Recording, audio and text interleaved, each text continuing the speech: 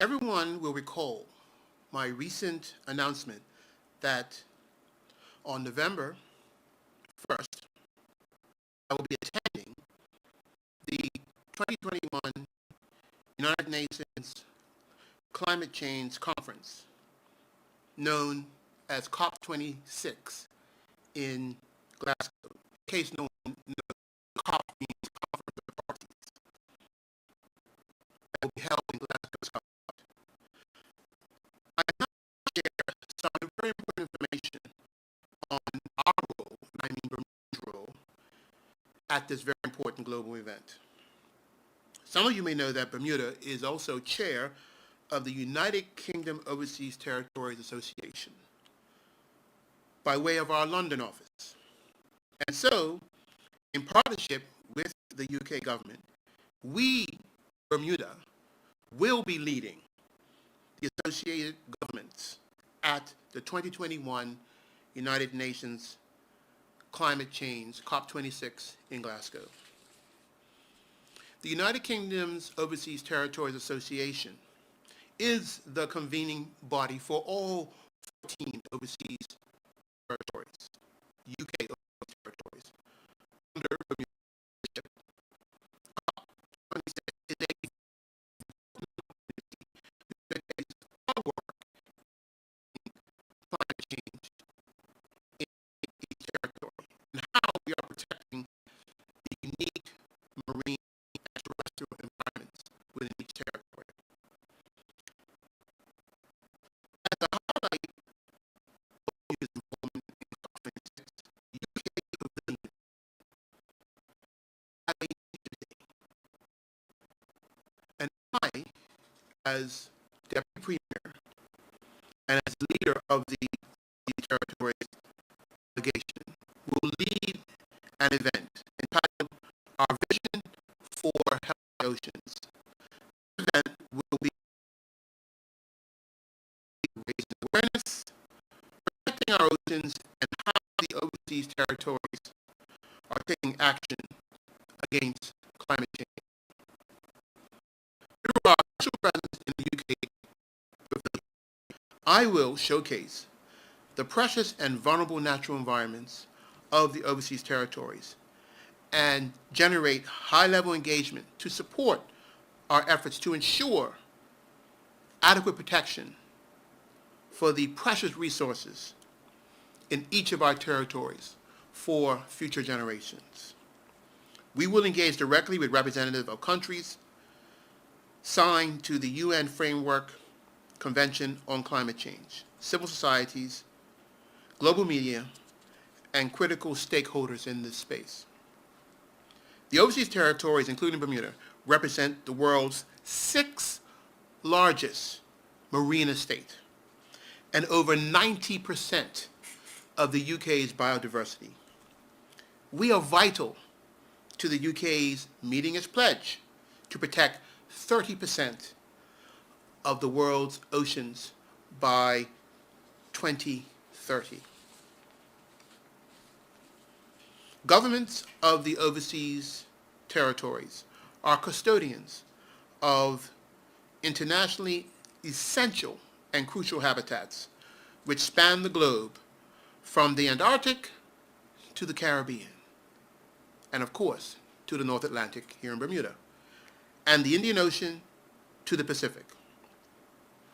All territories are vulnerable, and we will be among the first in line to experience the potential impact of climate change. Overseas territories governments are at the forefront of renewable energy, nature-based solutions, adaptation, resilience, ocean protection, and climate finance. Bermuda is a leader in this space.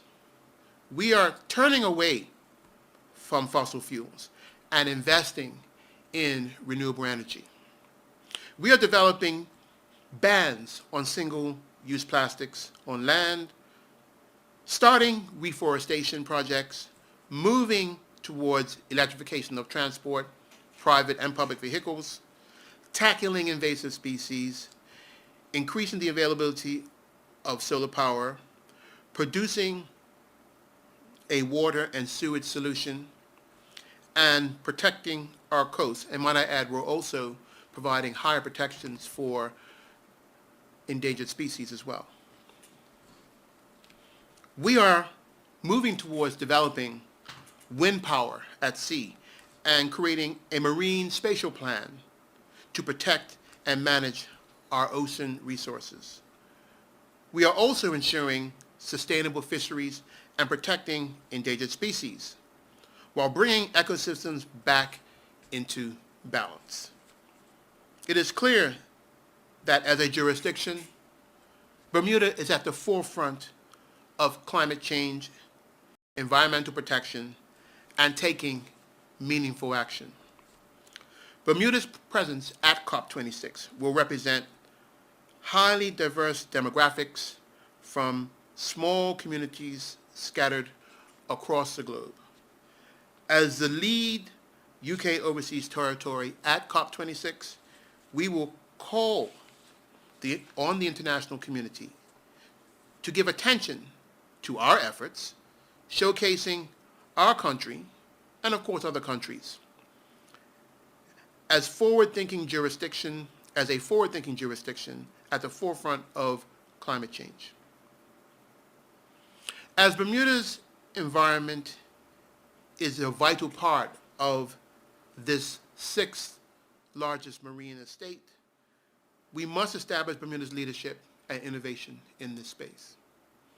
We are working to highlight Bermuda's success and innovation in climate mitigation to a high-level audience alongside our other fellow overseas territories, and also our family in the Caribbean proper as well, because they will be also at COP26, and we are part of the CARICOM family, and we also will be standing with them as well.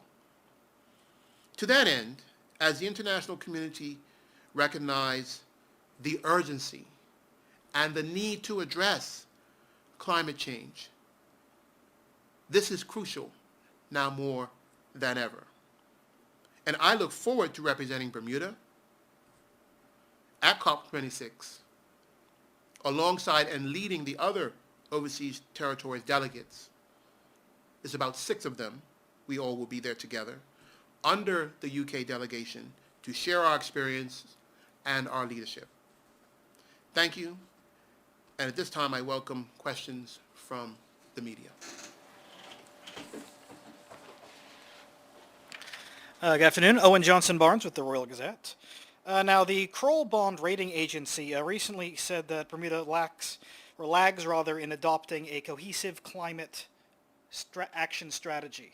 Do you think that's a fair assessment? No. And I would perhaps suggest that when Kroll did its assessment, they actually didn't speak to anyone in the Ministry of Home Affairs or Department of Environment and Natural Resources, so they were misinformed, in my view, of that. We have had a biodiversity action plan since the mid-2000s. We have continuously enhanced, as I've already said, a legislation around invasive species, which we recently passed, continue to put in place protections in place for endangered species, and have plans in place and are developing more enhanced plans around mitigation of climate change and environmental protection. Unfortunately, we did not have a chance within the government to have a conversation, and they would have been better informed.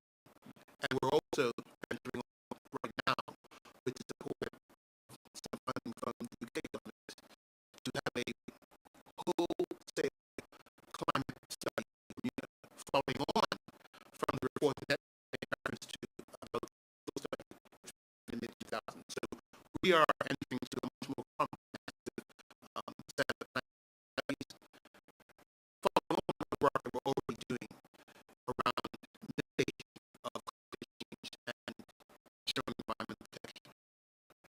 Now, Bermuda is a very small territory, and most of the British overseas territories are also relatively small. How can Bermuda and the OT sort of represent themselves as leaders in this area when, let's be honest, we are not the ones responsible for the vast majority of the climate change impact? Well, I think that's two different parts.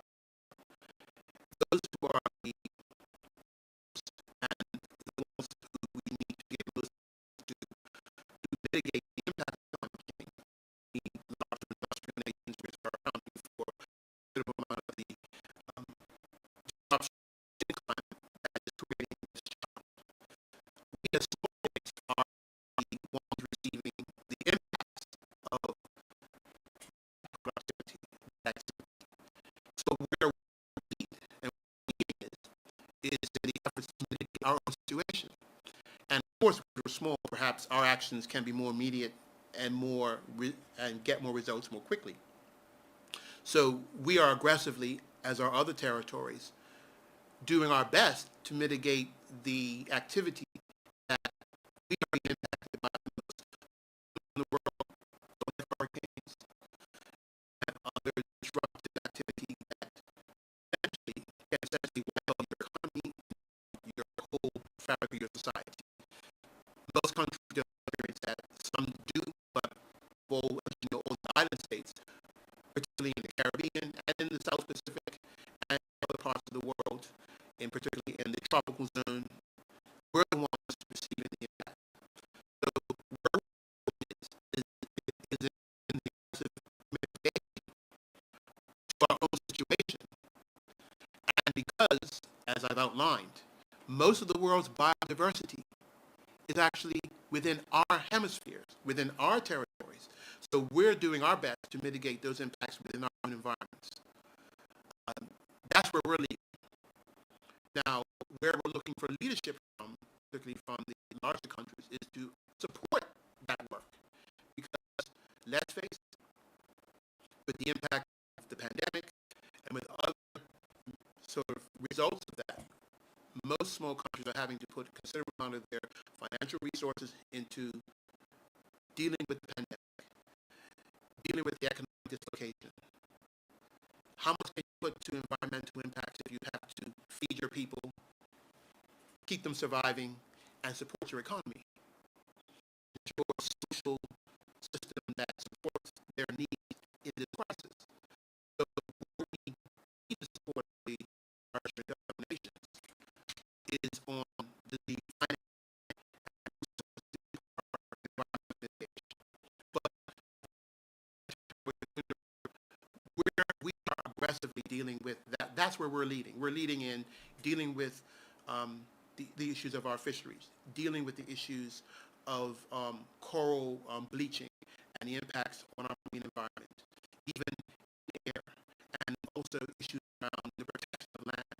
You know, in Bermuda have just recently passed legislation to provide a high protection of conservation land, own land, and other areas of sensitivity, because we know we need to protect open space, we need to protect green space, and not those spaces subjected to either profit, opportunity, environmental degradation, or any other activity that may change with a change of government.